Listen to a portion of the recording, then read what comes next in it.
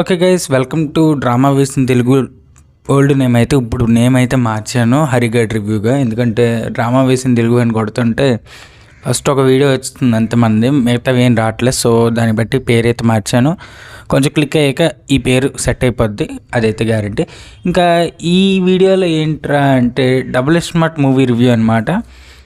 Movie August 15 వచ్చింది, review late అయిపోయింది బాగా. నేను ఈ మధ్య మూవీస్ చూస్తున్నాను కానీ కొన్ని అయితే రివ్యూలు అయితే చేయట్లేదు, టైం దొరక. కాకపోతే ఇప్పుడైతే టైం దొరుకుతుంది, చేస్తాను, మళ్ళీ వస్తాయి అన్ని రివ్యూస్.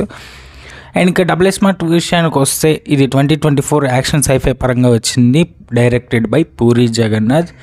ఇది ప్రీవియస్గా ఇస్మార్ట్ శంకర్కి సీక్వెల్, కానీ ఇందులో జరిగే కొన్ని విషయాలు అంటే కొన్ని క్యారెక్టర్స్ కొన్ని మాటలు కంటిన్యూషన్గా ఉంటుంది కానీ కొన్ని క్యారెక్టర్స్ ఉండవు. ఉదాహరణకి నిధి అగర్వాల్ కానీ లేదంటే నభా నటేష్ కానీ వాళ్ళ గురించి ఎక్కడ ఇందులో ప్రస్తావించరు, ఈ మూవీలో ఎక్కడ పేరు కూడా రాదు.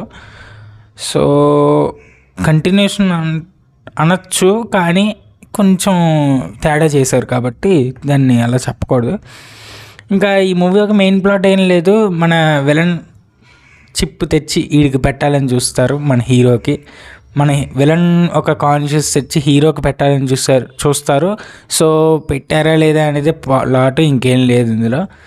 అండ్ మూవీ అందరికీ నచ్చకపోయి ఉండొచ్చు, నాకైతే నచ్చింది. అంటే ఓకే అని చెప్తా, ఫస్ట్ మూవీని బీట్ చేయలేదు. ఫస్ట్ మూవీని ఈ మూవీ అయితే అసలు దాని దరిదాపుల్లో కూడా వెళ్ళదు. ఎందుకంటే ఫస్ట్ మూవీ కేక, సాంగ్స్ కూడా కేక. ఇందులో ఏదో 2 పాటలు బాగున్నాయి అంతే, మారుమంత చోడు చెంత అది బాగుంది, థియేటర్లో బాగుంటుంది అది.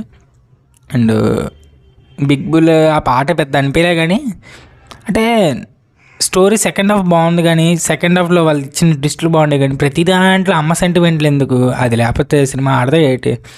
అండ్ ఈ మూవీ రన్ టైం వచ్చేసి 2 గంటల 42 నిమిషాలు ఉండాలా, కాకపోతే 2 గంటల 36 నిమిషాలు 10 నిమిషాలు ట్రిమ్ చేసినట్టున్నారు వీళ్ళు.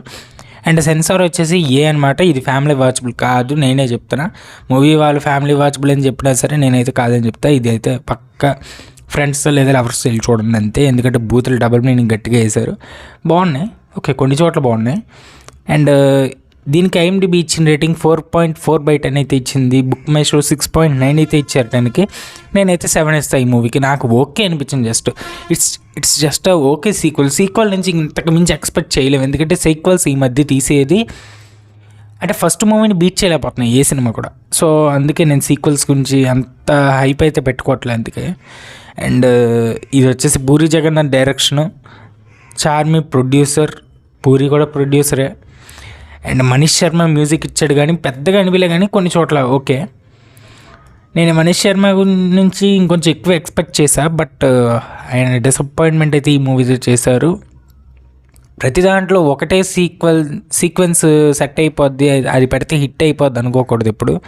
అండ్ ఈ మూవీలో main cast Ram Pothineni, Kavya Thapar, Sanjay Dutt, Vijay Bani and Ali getup Seenu వీళ్ళైతే మెయిన్ లీడ్ రోల్స్గా కనిపించారు. అండ్ కావ్య తాపర్ని హీరోయిన్గా బాగా పెట్టారు, కొన్ని చోట్లలో బ్యూటిఫుల్గా లుక్ బాగుంది. అండ్ ఇంకా బాగా వాడుకోవచ్చు అని నేను అన్న కానీ వాడుకున్నారు బాగానే. 3లో కూడా బాగానే వాడుకుంటే బాగుంటుంది. దీనికి సీక్వెల్ కూడా ఉంది, నెక్స్ట్ 3 అయితే వస్తుంది ఇది.